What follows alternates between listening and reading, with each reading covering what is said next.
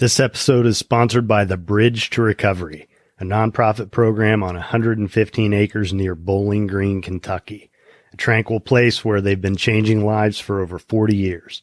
Their people improve their quality of life by acknowledging past emotional wounds and healing from all forms of trauma. The CEO, Paul Hamlin, has been a friend of mine for 20 years. Call him directly at 858-945-7848. That's 858-945-7848. Or you can learn more about the Bridge to Recovery by clicking the link in the show notes or visiting thebridgetorecovery.com. Thank you for listening to The Path to Authenticity. My name's Tom Gentry.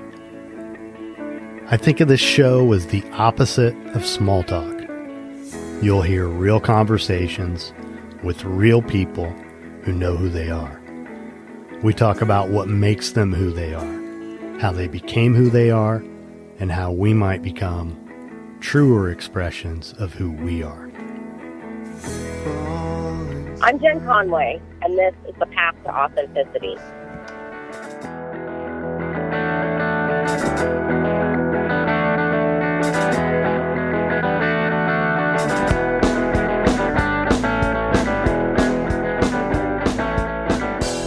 My name's Tom Gentry.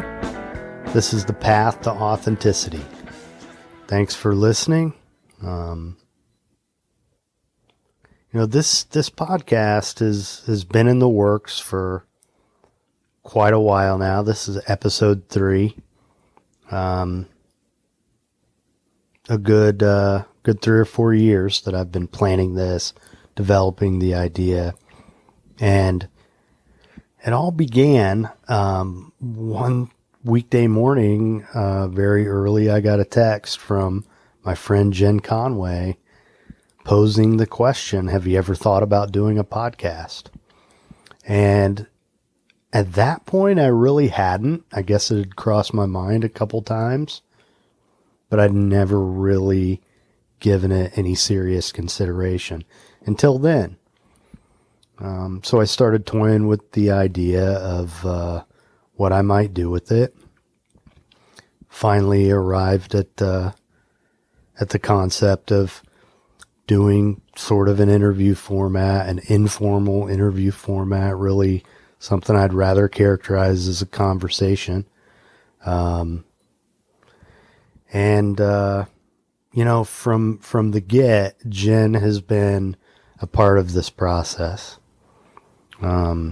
From being someone who I could just get her opinion on the name and the logo, and when I've gotten excited about who I'm going to talk to, I could tell her, and not to mention the fact that she took all these beautiful photographs that I've used for promotional purposes, including to promote this podcast.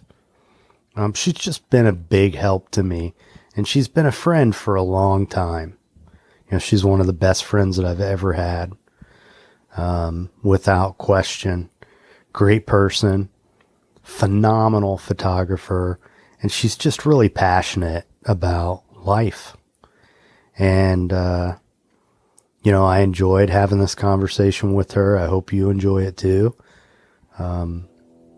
You're going to get a chance to get to know my friend Jen.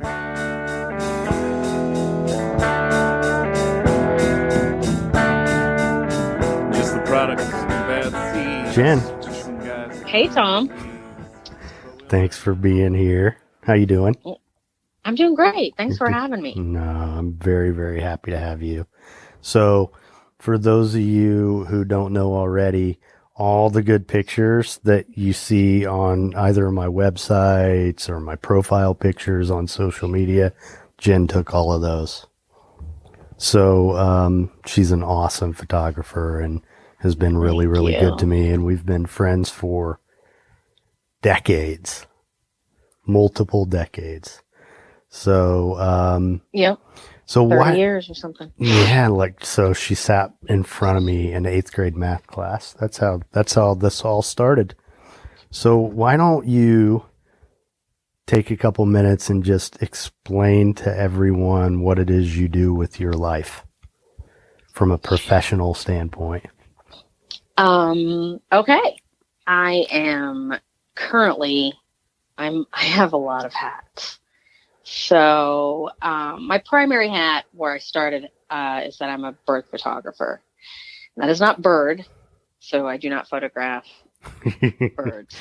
You're not an aviary photographer. No. And that actually is what people look at you like, oh, you birds? Wow, that's neat. And I'm like, no, birth, like childbirth, like women having babies. And then, of course, that leads to a lot of questions.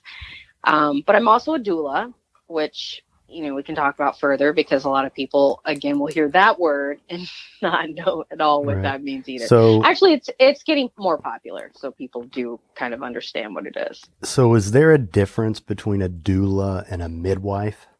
There is a huge difference. I actually wrote a blog post a few years ago that kind of went viral, explaining how your doula is not your midwife or why your midwife is not your doula. Actually, because so there's a difference in midwives. And that's a whole nother can of worms. You have home birth midwives in the United States and you have hospital birth midwives. And this was, that particular post was geared more towards hospital birth and what a doula is. It's a non-medical support person. So you are not doing any, and you're not delivering the baby. You're not taking someone's blood pressure. You're not doing a newborn exam. You're not doing anything medical on the mom or the baby. You are there for the mother. You're there for emotional support, for physical support, spiritual support, throughout the pregnancy, the labor and birth, and postpartum. So would you say you take on sort of a coaching role? It definitely is. Obviously somebody asked the other day, do they still do Lamaze? Not really, because that just made women kind of crazy. But from the Lamaze beginning of time, yeah. I didn't know that. No, nobody really wants to pant. Like, you don't want to pant. You're panting anyway sometimes. You don't want someone to tell you that you need to pant during labor. So primarily, I support women through natural childbirth, but birth has its own story every single time. I like to say it's like a snowflake. Like, you can recognize patterns and things that are there, but just like each of us, we're unique and our birth story is unique. So sometimes pain relief is needed. Doesn't matter. You're still there. There's a lot of things you can do. And then postpartum. But advocacy, remembering to remind parents, answer their questions, remind them to advocate for themselves with their provider. I don't know if you've looked at the current news, but our maternal and infant death rates are extremely high for a industrialized nation. So we're sort of in a crisis, especially with our African American mothers. So there's a definite need. From the beginning of time, we've had women with women in childbirth. Mm-hmm. Men weren't there. They were men weren't with men in childbirth, right? Tending the sheep or doing all kinds of other things. Right. And there's a reason for that. There's a camaraderie, there's a trust. But partners do want to be in the room when their child is born. They do want to support their wives, their partners. And it's such a miraculous event. It is. To witness that, which I've done, and as you know, it's amazing. Mm-hmm. It is. I have basically likened it. I think that women don't realize what a gift it is to feel and experience the act of creation. I feel like it's the closest that we ever get to God. And, in this life. And it's a heady experience. Definitely. It's a spiritual act. Mm-hmm. So I guess that's a good time to kind of segue into how is it that you decided to do this? Is there a story, or how did you arrive at this career path? So in college, this about me, I was an English major, and I was going to be an English teacher, and that was what I was going to do. So there wasn't a lot of, and like write poetry. It's not, not always the best thing, but so I like to read, I feel like the best way to become a writer is you got to read everything. So I was never shy or limited in what I was interested in reading about. And in 1994, my awesome county library in Southern Indiana, where I went to college, had new nonfiction, went over, pulled out a book, said unassisted childbirth. And I thought, what the heck is that? Unassisted childbirth. And it just sparked my interest, and it changed my life. Like it changed something inside of me. And I knew then that I was called to do it. But at the time in Indiana, and across the United States, midwifery, the kind of midwifery I wanted to practice, which was home birth. I never wanted to be a nurse, just did not interest me at all. Was legal in like 10 states. I mean, people practiced it, but I'm not a big lawbreaker. So I kind of wanted to I wanted to make a living legally. And it was sort of overwhelming. Do I go to the East Coast in Seattle, or I did go to the West Coast in Seattle and the East Coast in Maine, were the two major schools. And they were like 30 grand. And I'm sitting here with student loan debt already halfway through. And I'm thinking like, this is silly. This is crazy. I don't know anybody who's done this. Everyone thinks I'm crazy that I would even want to have a natural birth. And, but that book changed my life. I read everything I could get. And, we were fairly close to a well-known, in Nashville, outside of Nashville, actually, there's a town called Summertown. And Ina May Gaskin, who's world-renowned midwife, started the farm there in the 70s. It's basically a hippie commune. Are we talking about Nashville, Indiana? Yeah, no, Nashville, Tennessee. Okay. So down in Summertown, Tennessee, there's the farm. It's still there. They train midwives. They have home births, etc. So it was only 2 hours from Evansville. And so my library had all the books from all the natural birth people, internationally. So I just read everything I could, and it just became, I don't know, maybe a secret hobby of mine or a dream that I never thought was going to happen. And went on, moved to South Carolina, got married, did all the things, started having kids. And I mean, the first thing I said was, I'm not going to have a baby in a hospital. And I didn't. Why? Well, I did but actually why? later, but the why first not? two, because I feel that birth undisturbed is basically the way, I shouldn't say the way you should go, because I do firmly believe I've attended almost probably 200 births at this point, and supported women in so many different ways. And I support you however you want to birth, however that story is. But for me personally at the time, and a lot of my clients do want that journey, I knew that I wanted to give birth at home. I felt safe there. It was intimate. And I knew that I could do it, that I didn't need drugs, or I didn't need, well, number one, I didn't want a needle in my back. So I was probably like that. At one point, I remember thinking, if I were at a hospital now, I would take all the drugs. But every woman thinks that.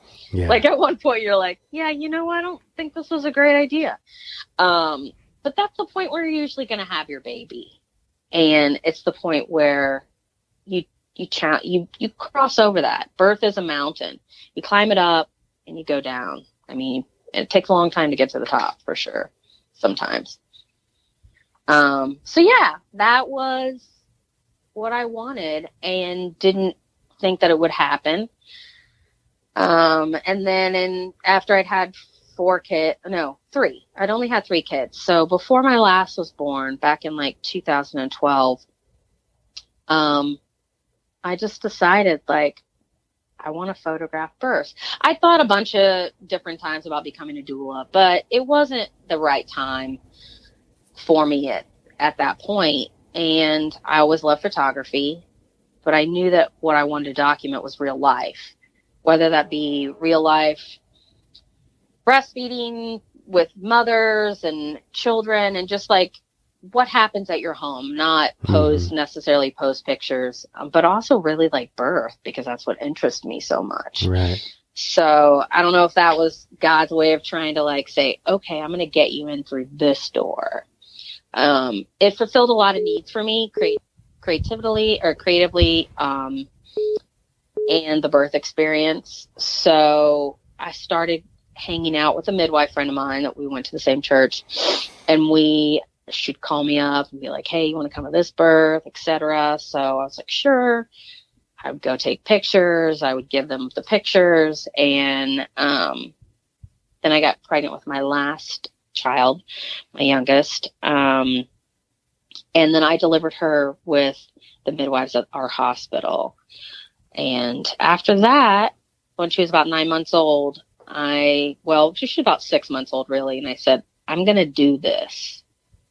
So I told my husband at the time, I was like, this is what I'm going to do.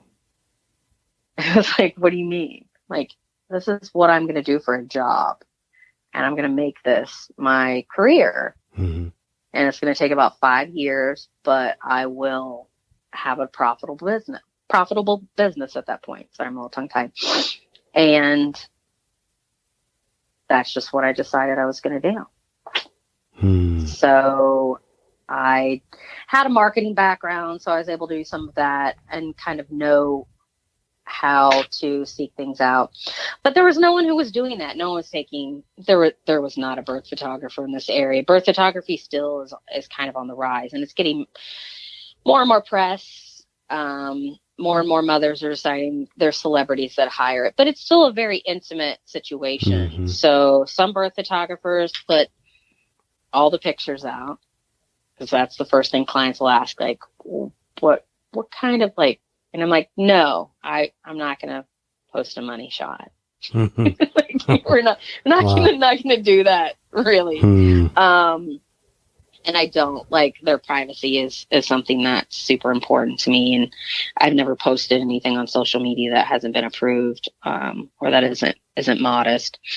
But yeah, so that's kind of how it happened. I also just instinctively doulaed my clients, and finally decided that was a service that I was going to offer separately, and then also with photography. As I said, I have a lot of hats, so I'm also a midwife apprentice, finally. Last year, I decided to start that journey. So I'm licensed with our state here in South Carolina, and I enrolled in midwifery school, and I attend births all the time. And I actually caught my first baby about a week ago. You caught your first baby. I did. And it was, I'm actually going to be writing a blog post that I'll put up soon, because it was one of those weird occurrences. Like, I'm a birth photographer, and there happened to be a birth photographer at this birth that was precipitous, meaning this mother delivered really quickly. And I was not supposed to be delivering. I was just there as an apprentice. And she not only delivered quickly, but her baby had unexpectedly turned breech. So my first catch was not even a normal birth. It was like the kind of stuff that everyone freaks out about. And it was kind of a big deal and sort of fun. Wow. And extremely stressful. But I got to time travel and know that I'm not going to, I guess, crack under pressure, I suppose. But mom and babe are happy and safe and healthy, and it worked out really well. And as a side note, we don't deliver breech babies at home. Like, that's kind of against regulation. So it happened unexpectedly. My preceptor has never caught one in like 17 years. It was kind of crazy. I imagine it was.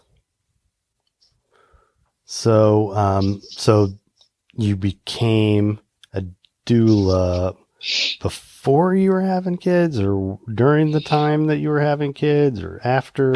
Actually after I Okay. started as a birth photographer. So it was Okay. something that So you was just started sort the of a birth natural. photography before you became a doula? Yes. Okay. Yeah. So I was a birth photographer first. That was what I was doing. So, But tell us about the, I know you won an award a few months ago. What was that all about? It was some sort of international award that you won, right?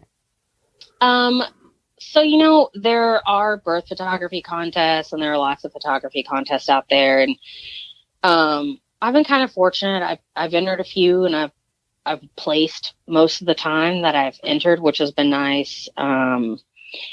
I won a breastfeeding contest for that on. image. You won a breastfeeding contest? I won a breastfeeding image contest. Okay. It was, yeah. You weren't. It wasn't like a race or something like that. Okay. No, it wasn't a race. Okay. Okay. No. All my children are breastfeeding weaned at this contest. point. I've never heard of that. I'm not. No, all my children are weaned Yes. at this point, so Yes. they're on regular old cow's milk these days. I'm sorry. Back to the award. That's totally okay. Yeah. So I'm not a huge enter all the contests to get all the awards sort of thing, and it's just been a real nice, pleasant surprise. Obviously, you get sometimes you get money, which is great, but also, you get recognized for the work that you're doing, any kind of contest you win. So, and then a couple years I won, for the best maternity image, which kind of went around, a good bit back in 2017. And then so I kind of enter one a year, and Okay. I've seemed to win them. So that's kind of fun. But I entered some birth images for the documentary Family Awards, and entered this a really nice picture that I so enjoyed photographing this family. It was another photographer, which is always sort of an honor when someone who is a photographer asks you to take their pictures. Feels great. And so I went and took this session for her the day after her son was born, her second son. So it's just a family image of the boys and really their hands. I think you put it on your advertisement, but it won best overall. So I don't know how many images, but I mean, it was worldwide. So yeah, there's a lot of, so they gave me some money, and so yeah, it's kind of nice. That's really cool. Yeah. I might get around to entering some more one of these days. We'll see. Okay. I've had some good luck so far, so it's kind of fun. I mean, that's modest. I mean, the pictures are great. Well, thank you. Yeah. So, how has being a parent influenced your work? How would you say? Oh gosh. I think it's definitely related to how I approach, excuse me, how I approach my work is through that lens. My kids are they are really the most important thing to me. And that relationship, I stayed home with them. I was a homeschooling mom for 7 years. I was really fortunate to spend about 13 years really staying home with them full time before they went to school. Even when I began my business, I was home with them. I'd go out to work, but when you're self-employed, you can kind of make your own hours and things like that. So I was able to take on, smaller amounts of work, and that the relationship with them, watching them, knowing what to look for, I think, when I'm photographing, but also, as a doula and as a student midwife, my knowledge base is called upon all the time. And so how I've mothered, my personal experience, that's very much trusted. Some people are like, I don't want to a wife that doesn't have any kids. Well, I mean, because you understand them. So there's an empathy, a reassurance that what's happening is normal, and finding the beauty in all those moments that sometimes feel really chaotic and not beautiful at the time. Well, I know for me, one of the things that's interesting about being a parent is, there's just this sort of, I don't know, I guess attitude that you take on during the craziness of life when the kids are running around and where someone who hasn't had kids would probably be really on edge in a lot of situations where you just kind of learn to relax and. Oh, sure. I tell my clients when I'm at their house, and I do a home visit with all my clients before, about the time I go and call for them. And they're, you've got little kids running around and somebody's 2-year-old, I'm like, listen, they could literally be on my head and I'm going to still look at you and keep talking. And it's okay. I'm not going to notice it. Yeah. Right. It's just not a big deal. Yeah. It really mellows you out becoming a parent. Oh yeah. I mean, you really learn what to fight and what not to fight. You really have to pick your battles in life. Yeah. I think, you have to pick your battles with kids. And I think that relates to what you decide to fight for in your life and what you guide someone else to fight for, and reassure them that this thing, don't die on that mountain. It's really okay. Yeah. You're just it's fine. Don't try to do all the things now, because trust me, they will forget. Right. So, how does this factor into who you are as a human being and how you see yourself and your identity and all this work you do and being a parent? What does it mean to you to be able to do this kind of work? I feel really lucky. I feel really blessed. When, growing up, it's, as a woman, it's different. We have limitations that are imposed upon us just by the sheer fact that we may or may not reproduce one day. And there is a time when that child needs you. And if you're forced to have to leave that child in the care of others in an unnatural span of time, whereas we're in a country where we don't have real maternity care for those who are having children. And I hope one day, that my daughters, I have 3 daughters, will be able to have that time. Will be able to step away from their career, take care of their child, and know that it's there for them instead of terrified. Terrified? You mean terrified that they won't have a job to go back to? Terrified that they're not going to be able to regain, won't have the respect of their coworkers or have the position or get the money. We still have a real inequality in what's happening for women and men in the same position. It's just the way it is. So the kind of work that I do is related to supporting women and supporting women who have to go back to work in 6 weeks or 2 weeks. Which is is ridiculous. Enormous emotional consequences. Yeah, it has huge consequences, physical consequences even. Your body has spent 9 months growing a human and an organ, because you have I know a lot of people forget about this part, but you actually grow a placenta, which is an entire organ to feed your baby. So, your body has gone through insane changes. You begin breastfeeding your child, and at 4 days, your body goes into a menopausal state where all of the hormones change. So for me, I feel like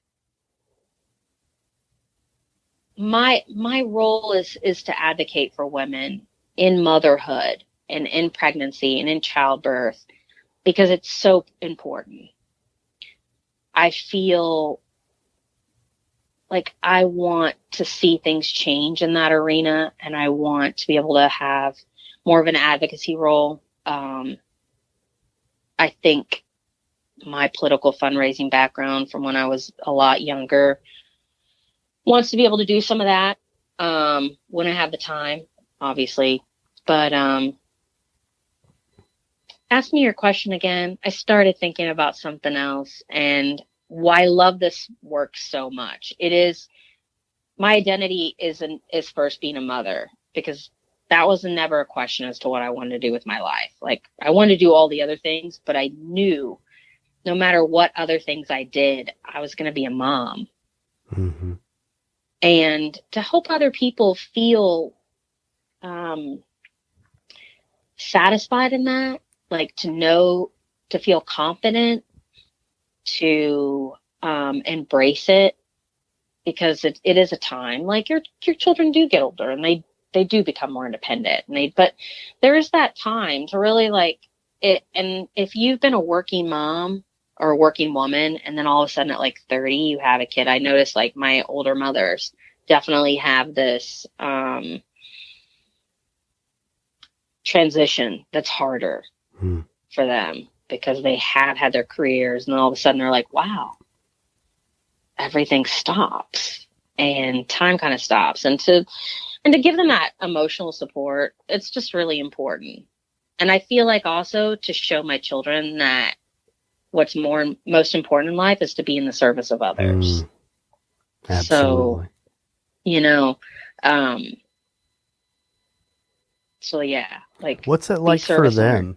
Do they recognize that? Do they articulate that to you? Yeah, I think they do. Like, I hear it with my my youngest son. You know, I wanted to be a photographer, but I didn't want to have to photograph all the gross babies. He said that. Claire, my youngest, said that, which was really funny. But my son gets it, and he's almost 13, and my daughter, who's going to be 16, like, it's interesting sometimes when you kind of hear what they might say about you. I don't know if you've gotten to that point yet, where what they say about you when you're not around, like, it somehow in conversation will filter back, which is interesting. And like, they really do. I know that she admires it, and that's like huge. Like, that's huge for your kids to admire what you do. Mm-hmm. That's like, wow, okay, I'm doing something right. Like, yeah, absolutely. I mean, not that necessarily they want to choose that.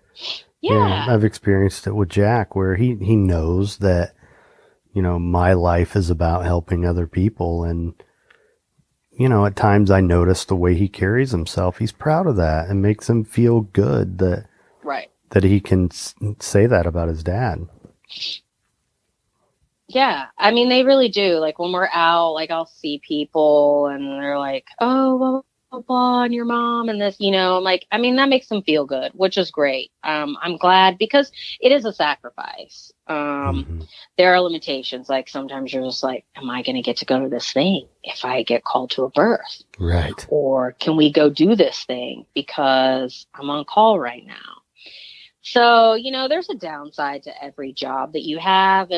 And definitely, like, I've had a couple times where they're like, don't go. I don't want you to go to the birth right now. And thankfully, like, I've been really blessed to not have to leave them too much. So, you know, birth happens at night. I always feel like a spy. Yeah. Super fun to, like, leave when they're asleep and get home before they wake up. Like, those births are my favorite.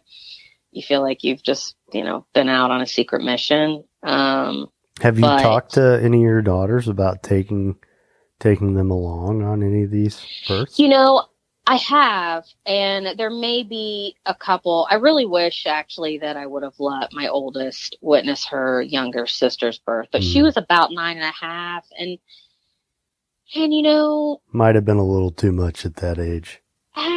It might have. I mean, I've had younger kids. I've had kids at births, like, tons. So now I would probably have done it, but knowing her, I think, and knowing myself, like, it probably would have been okay. Mm-hmm. I'm pretty much like under control when I have babies, except for the end, which, when you're pushing a human out, like, everyone kind of loses it for a second, but it's pretty quick, pretty short lived. So I think she could have handled it, but again, that's, in retrospect. But I definitely feel like at one point or the other, I would love her to be able to experience that. And doing home birth, you have people with lots of children. Sometimes they need childcare. So there may be an opportunity in the future for that to happen. I mean, they've grown up seeing birth videos. My kids, they know all about birth. There's really there's no question as to how it happens around here. So they're pretty schooled in all of the, I remember my oldest said at one point, maybe it was a couple years ago, I said something. She was like, well, did she think it's not going to hurt? Like, well, I'm glad you understand that already, because sometimes people don't. So that's good. It's funny. Interesting. I know, it's such an odd thing. People are very taken aback when they hear about, like, what? So you do what? It definitely is getting more mainstream. So that's fun. I guess Meghan Markle has hired a doula and I saw that somewhere. She's thrown the palace in an uproar. Oh my gosh. I say good for her. Yeah. Good for her. So, are you following our little list here? You gonna cut this part out? I'm not sure what part you're talking about. No. Why? Come on. Why would I do that? I'm just wondering if there are any topics here that are off limits or. No, it's totally fine. Okay. Well, what I'm referring to is that Jen and I are both members of the club, the divorce club, and one of the ways that we've reconnected over the last, we have reconnected over our divorces. My divorce preceded hers by a couple years, and it's been really an opportunity for us to connect and support each other. So definitely. What's that been like for you, and has it affected your work? Oh, initially it very much hinged on whether or not I would be able to continue with what I was doing. That was about 3.5 years ago. And so my oldest was not even 13. And you can't leave kids at home alone in the middle of the night when you run off to a birth. So, not having that kind of overnight care immediately was scary. I had clients on the books, but I had a great support system, and I had I found she's not even really our babysitter anymore. She's more of a family member, but I found her in Craigslist when she was 21 years old. Basically, it said English major. So I hired her immediately to be a mother's helper.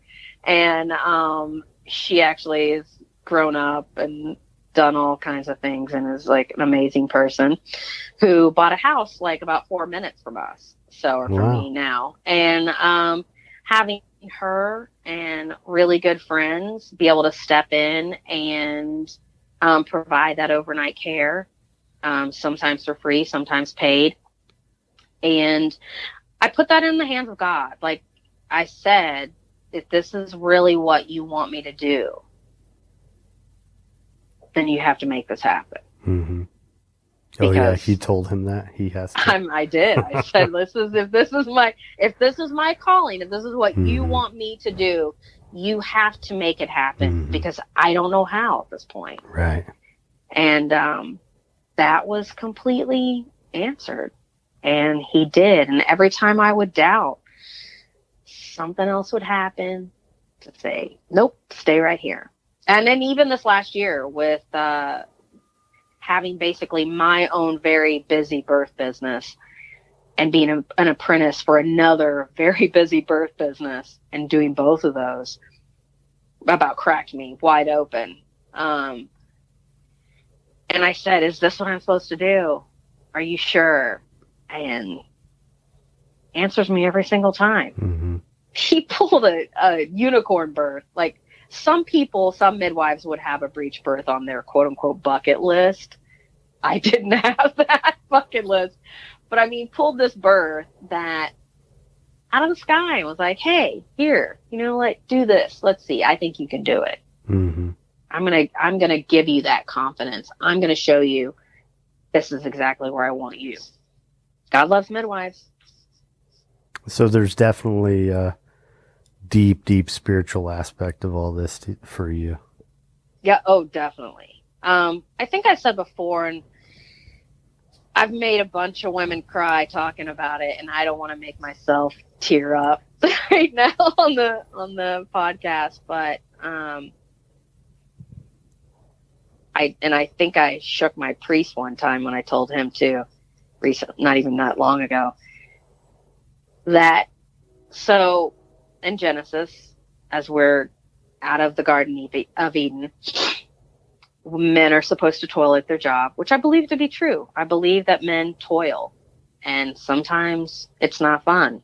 Yeah, I toil. But sometimes I toil all the time. You toil all the time. But you know what? You toil and you get a gift of toiling. I believe, like, God created this earth, and that's hard, but it's beautiful. So our work, no matter how hard it is, can be beautiful. Mm-hmm. It can be fulfilling. I don't think that creating an earth was a waste, did not produce goodness. And women are supposed to suffer pain in childbirth. And for me, that pain isn't given without an insight into creation, into the depths that I can't verbalize it for you. And I feel lucky, blessed to be a woman who has gotten to experience that, who has been able to carry, create, and birth life. It's miraculous. I mean, it's as close as we get to what God has done for us. It's deeply transformative. Okay, so there's another project that you're in the middle of carrying out, right? Where you're taking on other people who you're training. Is that right? I have opened up mentoring spots. So I have some people that are interested in doing that and kind of learning. Because birth photography is different than being a photographer. You're in a very sacred space, whether you are a doula or whether you are just there to document. This is an intimate space that you've been invited into. No matter what, if there's 20 strangers that walk in at one time or the other, you're still there as a deep connection to this couple, especially the mother. And so learning about that, learning how to work with the different types of lighting, this isn't something you can set up. Like, this is not a studio birth. Right. And just kind of understanding how to work your camera, how to edit that, how to make your birth photography encapsulate the artistic nature of birth. Mm-hmm. So that's something that I've been doing. So yeah. So we shall see. What would you, if when you meet people who want to do this for a living, young people, what do you tell them? What should someone know if they aspire to do something like this for a living? First I'll think about why. So lots of women who have a great birth experience, like this happens all the time, they want to become doulas. They've had a doula, it was great. I mean, I have lots of clients that have come to me and like, I want to do this, and like, it's so great. I love where your heart is. But there's a 90% like dropout rate. Mm. And that's because of the on-call nature. It's why there's probably a high divorce rate amongst birth workers and midwives, because it takes a really strong partner to kind of be okay with their partner just saying like, I gotta go. See you later. I'll be back in an undisclosed amount of time. But people do it like that. That works out. So make sure that you have family support. That's huge. Make sure that your husband is on board, your partner is on board. They may or may not understand, and they think, oh, this sounds great. This is really interesting. And then they're like, wait, what? Well, and it sounds like it's obviously it's a lifestyle commitment too, because it's definitely a lifestyle commitment. People want 9-to-5 jobs so that they can do other things after 5 o'clock, Right. I'm not a 9-to-5 person, and I like to work for myself. So it really appealed to me, obviously, in that nature. I never imagined myself self-employed, which is funny because I did have a small business when my kids were younger, but it was not the same. I didn't, it's definitely not the same in that capacity. But, when you work for yourself, you work all the time. Mm-hmm. And you have to set limits. But, here's the thing. I do have an unpredictable schedule, but I also have a lot of constancy. And that is important for my kids. And, you're not going now. Right now, I'm going to a lot more bursts than I used to, but that's mostly because I'm a student. But at one point or the other, and you decide, like you say, I don't want to, like this month coming up, I don't have any clients. I purposely took off the month for some vacation purposes. You plan ahead, so that works. But you definitely have to feel the commitment. You have to feel the calling to want to get out of bed at 2:00 in the morning and wake up and go squeeze somebody's hips and rub their back for maybe 8 hours. You might not go to the bathroom. You might not have anything to eat. Right. You have to be willing and wanting to give them the kind of emotional support. Doesn't matter what's going on in your life. Mm-hmm. It doesn't matter at all. Every single client gets 100% or more from you. Mm-hmm. Doesn't matter if you were there at a birth the day before, or you had a birth that day where you sat with someone whose baby had passed away and you were with them all day as their only care partner. Mm-hmm. And you had another birth to go to. Like, that kind of stuff happens. Well, and, I guess one of the things that I've been able to experience in my career, helping other people, you used the word sacred earlier, and I really feel like that it's a gift. It's a privilege. It's an honor to be able to hold space with another human being at a time in their life when, it might be the most difficult time in their life, and it's a critical time when they need to make a change, and you're there to walk them through it. And I would assume that your job is a lot like that. I mean, you get to be there when people, I will never ever forget watching Jack emerge from his mother's womb. I'll never forget it. It was the best moment of my entire life. And don't you wish you had some really good pictures of that? I do not. I do not. I'm pretty happy with the pictures I do have, which were a few feet away from where that took place. And after I cut the cord. But I cut the cord, there you go. I was there, and it feels like a pasta noodle. It was, wow. It's what it felt like to me, a rubber hose. I mean, Yeah. it's so They strong. probably didn't let it pulse long enough, but I won't get into that. No, I'm joking. Yeah. Well, I don't know what that means, but all I know is I remember being kind of surprised at how strong it was, you know? It is. Yeah.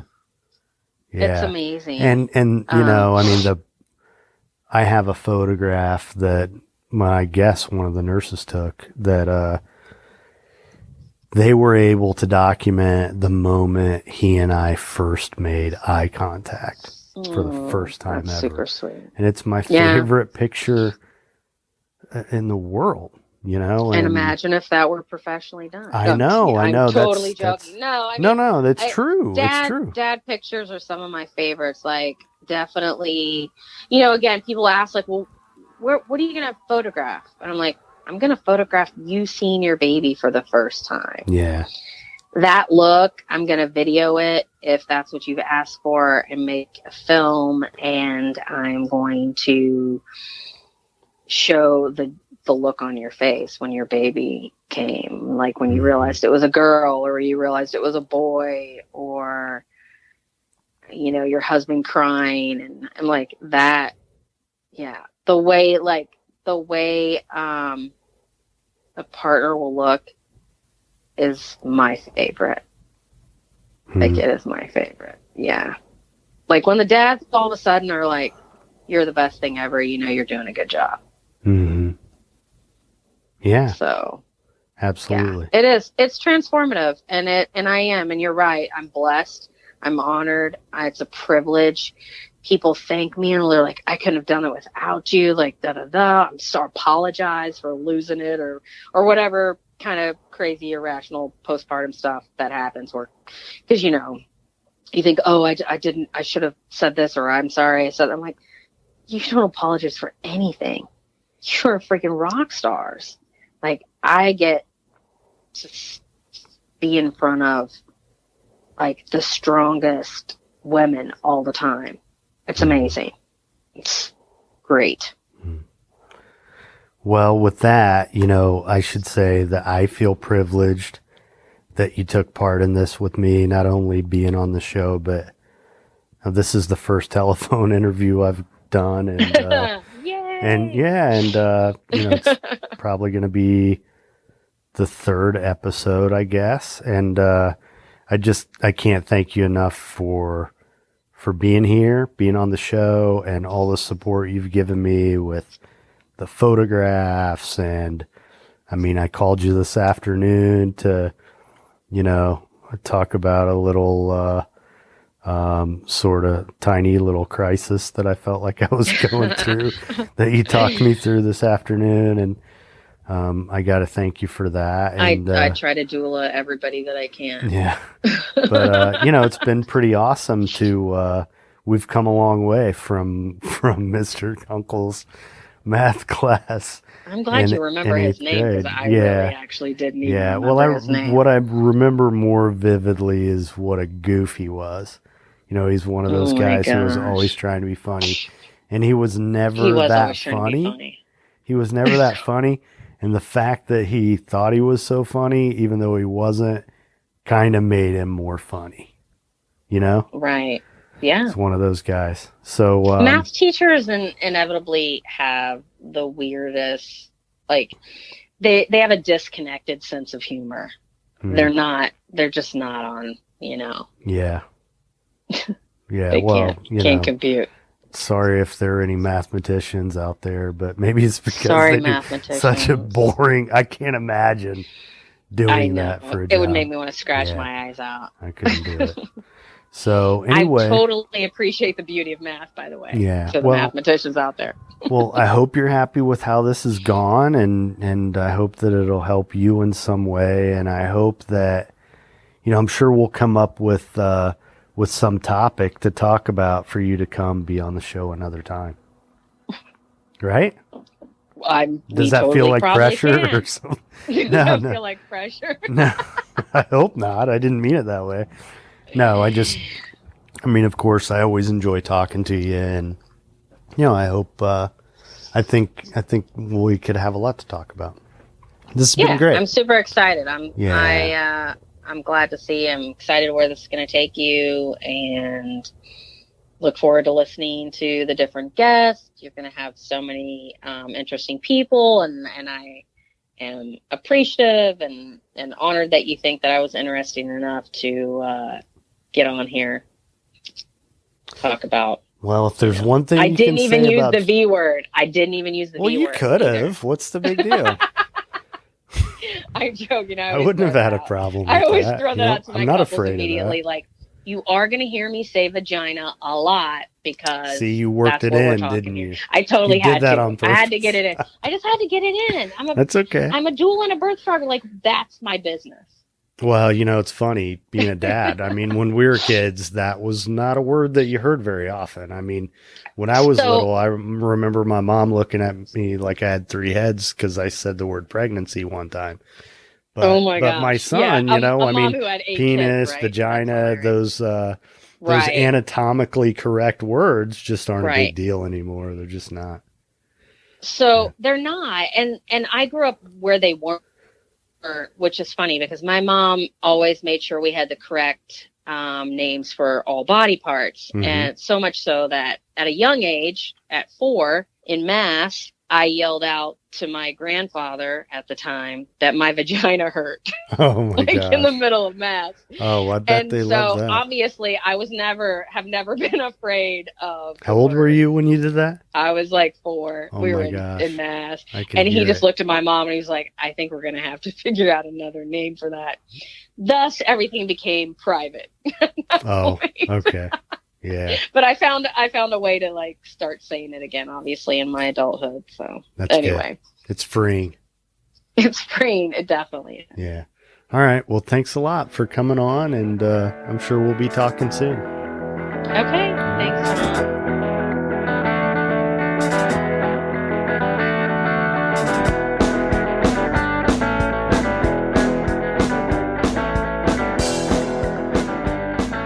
There you have it. Jen Conway. In the show notes for this episode, there's a link to a page on my website where you can see some of Jen's work. It also has her contact information. If you want to, you can just follow her on Instagram at Greenville Birth Photographer. Her work really is incredible. Take a minute, check it out, follow her. If you enjoyed the episode, please write a review on your preferred platform for listening. We're on Stitcher, Apple Podcasts, as well as Google Play. And we'll probably be in more places soon. The next episode is with my friend. She's an abstract expressionist painter. Her name's Mimi Langlois. Quite an interesting person, and just full of joy and love. So hope you come back. You can follow the show on Instagram or like us on our Facebook page, both at The Path to Authenticity. Visit us at our Patreon site if you like. If you're willing to become a patron, anything you contribute will be very much appreciated. There's some perks for doing that. You can find out more about that on our Patreon page. If you want to learn more about me or contact me, you can do that through my website, tomgentry.net. So until next time, thanks for listening. Be nice.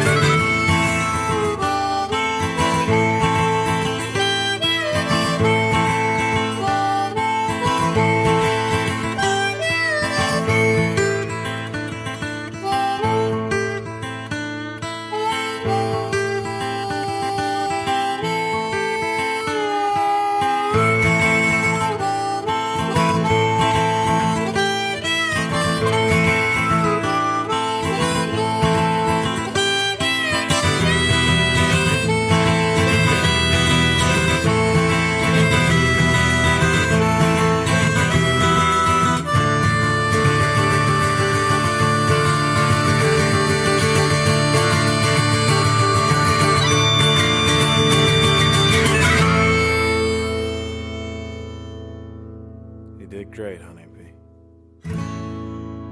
The Path to Authenticity is powered by Equivox. For digital marketing and web design services, visit equivox.com.